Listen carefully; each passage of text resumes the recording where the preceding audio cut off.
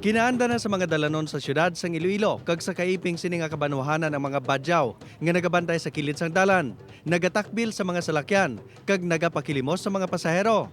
Sa tagsa kation nga sila nagadagsa, gileon man sila nga gina-rescue para mapabalik sa ila lugar sa Mindanao. Sang damlag lang, nangin kontrobersyal naman ang mga badyaw nagikan sa Bacolod City, bangod Tigaylo nga pasakyon pauli, nangin destinasyon sa mga ini ang Iloilo Province kag Iloilo City. Ang insidente, apisar na plan sa man sang ulihi, nagtuga naman sang pagbailuhanay sa makahang nga tinaga sa pila ka mga opisyal sa magtimbang nga mga LGU. Kaangot sa sininga issue, makaupod ta subong nga aga ang Regional Information Officer sa Department of Social Welfare and Development 6, si Attorney May Rago Castillo. Good morning, Attorney Castillo, kag welcome sa GMA Regional TV Early Edition. Good morning sa tanan nga naga-tanaw subong. Attorney, ano na subong ang update sa malapit 80 ka mga badyaw nga ginpabalik naton sa ilang nga lugar sa Mindanao sang weekend? So sa subong, nakabalik na sila sa Zamboanga. Ang ilang arrival was last night, alas 7. No? So ang DSWD Field Office 6 nag-provide sa financial assistance sa ila. That's a total of 240,000 pesos nga assistance para sa 24 families composed of 72 individuals. Attorney, base sa nagakakitaan tano sa mga kalye diri sa Iloilo City, from time to time may nag-aabot gid ya diri nga grupo sa mga badyaw. Kada saan ugid sila bala usually nag-aabot diri?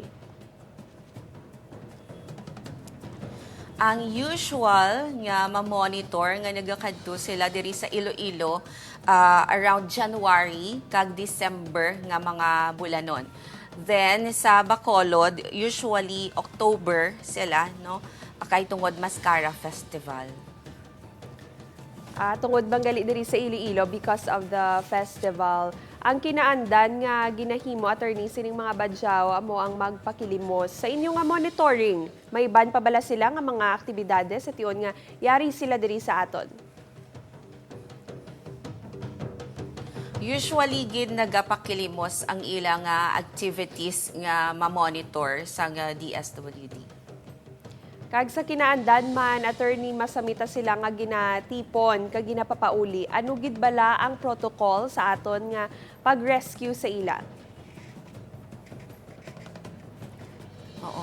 So we are considering also nga this is part man sang ilang nature kag kultura na ninila eh. So we observe due respect kid no sa ilang kind of life, way of life. But miara na sa protocol sina sa pagresponde sa ila. Of course, we have to observe nga marespeto sila, i-accord gud sa ila ang full nila nga rights bilang mga tao kag bilang mga Pilipino. And also there's already a task force nga na-form na no para ni sa pagresponde sa mga badyaw para nga mabuligan sila on a holistic level, no? However, kinanglan pa mag-convene sang task force, and this task force is composed of the SWD, the Commission on Human Rights, NCIP, PNP, PSWDO, Provincial Social Welfare and Development Officer, City Social Welfare and Development Officers, the Philippine Coast Guard, DOH, kag DOLE, no? So it's an interagency task force, and the task force will be convening para mapungkuan pagid kung paano mabuligan ang aton mga kauturan nga badyaw. Thank you very much, Attorney May Rago Castillo, sa tiyempo mo subong nga aga. Good morning. You're welcome.